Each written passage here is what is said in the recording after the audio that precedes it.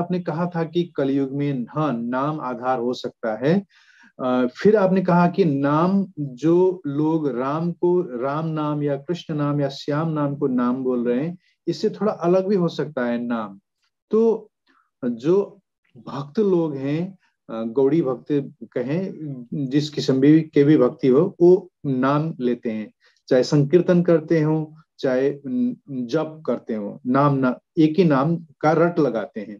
तो वो नाम और आप जो नाम की ओर इंकित कर रहे हैं वो दूसरा नाम है ना? एक मनुष्य के रूप में हमारे होने के 4 डायमेंशन हैं। एक हमारा फिजिकल डायमेंशन है, भौतिक काया, उसके पीछे मेंटल, उसके और भीतर इमोशनल, और सबसे भीतर केंद्र में स्पिरिचुअल। ये 4 डायमेंशन हैं। तो भौतिक, मानसिक, भावनात्मक और आत्मिक। तो कोई भी साधना जो शुरुआत होगी वह वहीं से शुरू होगी जहाँ हम जीते हैं। हम एक्सट्रोवर्ट होकर इस दुनिया में जी रहे हैं, हम शरीर को ही अपना सब कुछ समझते हैं, तो साधना का पहला कदम भी शरीर पर होगा। उदाहरण के लिए, अगर हम राम शब्द का जाप कर रहे हैं, संकीर्तन कर रहे हैं, तो हम बोलने से शुरू करें, जोर जोर से हम उच्चारण करें, राम राम राम राम राम राम। एक 5-10 मिनट राम का संकीर्तन, नाचें, गाएं, झूमें भावपूर्वक। अब दूसरी स्टेप होगी, हम होंठ बंद कर लें और मानसिक जाप। अब केवल मन ही मन में मेंटल चैंटिंग, भीतर ही राम राम राम राम। भीतर हम बहुत तेज़ स्पीड से कर सकते हैं, क्योंकि बोलने में तो हमें रुकना पड़ता है 2 राम के बीच में, लेकिन भीतर बहुत तीव्र गति से हो सकता है राम, क्योंकि कोई आवाज़ नहीं निकल रही। अब सेकंड स्टेप में मानसिक जाप हो रहा है। अब इसके बाद 5 मिनट के बाद हम और भीतर चलें, अपने हृदय के तल पर, भावना के स्तर पर। अब मेंटल चैंटिंग भी छोड़ दें। अब राम शब्द भीतर भी ना बोलें, केवल भाव रह जाए, वो जो परमात्मा के प्रति हमारी भावना है वह रह जाए, केवल भाव, भक्ति का भाव। फिर हम और गहराई में प्रवेश करें, स्पिरिचुअल लेवल पर, आत्मा के तल पर, और वहाँ हम सुनने का प्रयास करें। क्या राम की ध्वनि सुनाई दे रही है? पहले हमने की थी, फिर हमने करना छोड़ दिया, मन ही मन की, वह भी छोड़ दी, फिर भावनात्मक रूप से, और अब भावनात्मक भी नहीं, अब केवल हम श्रवण कर रहे हैं। और जैसे ही हम शांत और सजग होकर सुनते हैं, हमें राम का नाम सुनाई देने लगता है, जो हम नहीं कर रहे, जो अस्तित्व की ही ध्वनि है। It is the celestial sound, existential music, अस्तित्वगत संगीत है, वह अनाहत नाद है। हाँ, हम चाहें, हमारा भाव है, तो हमें वह राम राम राम राम जैसा लगेगा। अगर कोई व्यक्ति ओम का उच्चारण करके वहाँ जा रहा है, जैसे सिख धर्म के लोग करते हैं, उन्हें ऐसा लगेगा कि ओम की ध्वनि गूंज रही है।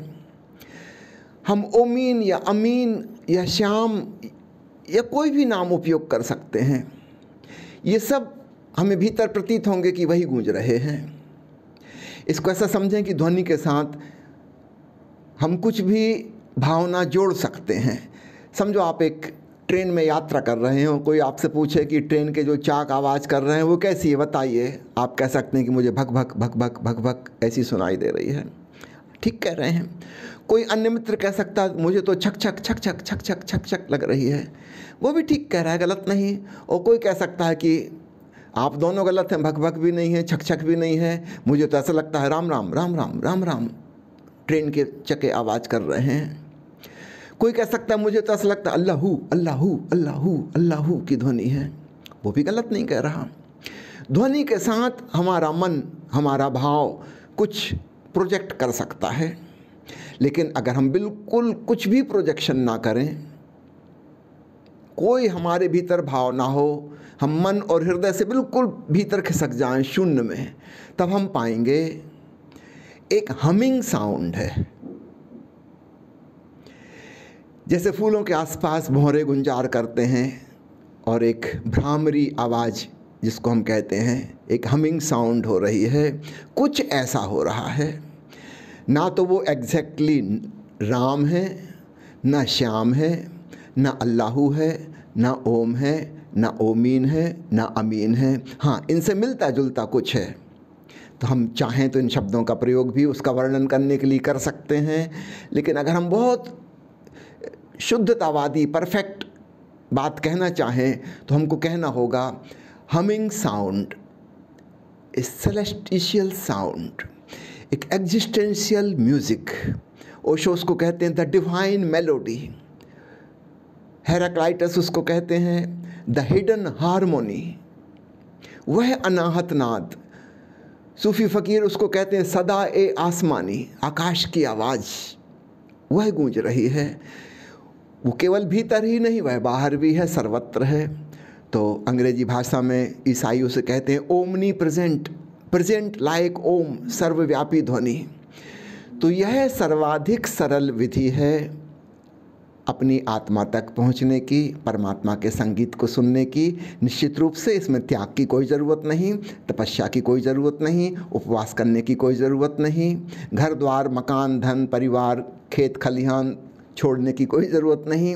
सब चीज़ें बाहर जैसी चल रही हैं चलती रहेंगी। संत कबीर साहब ने शुरुआत की थी इसकी, उनको हम पायोनियर कह सकते हैं इस मामले में। वो अपना सारा काम धाम करते रहे, घर गृहस्थी और सामाजिक उत्तरदायित्व निभाते रहे, आजीविका कमाते रहे और राम नाम रस बीनी चदरिया, चादर भी बुनते रहे, लेकिन चादर में अब राम नाम समा गया, ओंकार श्रवण भी चल रहा है। तो वहाँ से शुरुआत हुई थी। फिर गुरु नानक देव जी आए, फिर 10 गुरु साहिबान सिखों के आए, और फिर एक लंबी परंपरा है।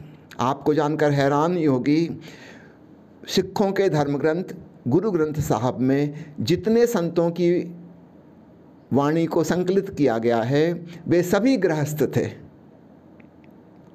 ओशो जिसको झोरवादी बुद्धा कह रहे हैं ना, this is the logical conclusion. तो वो पुराना ज़माना गया बुद्ध और महावीर का त्याग तपस्या वाला, वो ज़माना गया गौड़ी भक्ति वालों का। अब जो ज़माना है बिल्कुल सरल, क्योंकि जब हमें पता है कि जिस चीज़ से बात नहीं बनती असली बात, तो फिर हम सीधे उसी पे चलें। असली बात किससे बनती है? असली बात है हम शांत सजग प्रेमल हो जाएं। तो 2 इम्पॉर्टेंट चीज़ें हो गई, रिलैक्सेशन एंड अवेयरनेस। और अवेयरनेस रूखी सूखी ना हो, लविंग अवेयरनेस, प्रीतिपूर्ण जागृति, शांति और श्रवण। इसके बाद हम सुने तो हम विधियों का उपयोग कर सकते हैं। ओशो ने अपने विभिन्न प्रवचन मालाओं में जाप से अजपा तक जाने की, मंत्र से महामंत्र तक जाने की विधियों का वर्णन किया है। और एक और आश्चर्यजनक बात आपको बताऊं, शायद किसी का ख्याल नहीं गया, इस संबंध में मैं एक लंबा इंटरव्यू देना चाहता हूं। हो सकता है एक इंटरव्यू में ना हो, एक सीरीज ऑफ इंटरव्यू चले, तब ये वाली बात पूरी होगी। आपने ये जो कहा अभी, मैं यही बीच में कहना चाहता हूँ गुरुजी, अगर हो सके तो हम हफ्ते में एक बार ऐसा इंटरव्यू करेंगे, अगर आपकी इच्छा हो तो नेपाल और विश्व भर में जहां पर भी जो हमारे प्रेमी लोग हैं उन तक ये संदेश भी जाएगा, और हम ये करना चाहेंगे अगर आप कृपा करें तो। अवश्य मैं राजी हूँ इस बात के लिए, क्योंकि एक बहुत विचित्र बात मैं बताना चाहता हूँ जो किसी को नहीं पता, पूरे ओशो जगत में किसी को नहीं पता।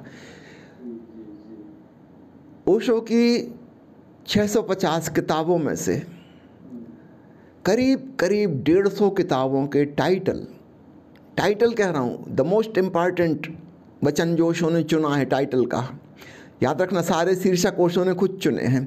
समझो किसी संत की वाणी पे प्रवचन दे रहे हैं तो इतने सारे पद दोहे उसके उन्होंने कहे, उसमें जो सर्वाधिक महत्वपूर्ण होगा उसको वो शीर्षक बनाएंगे।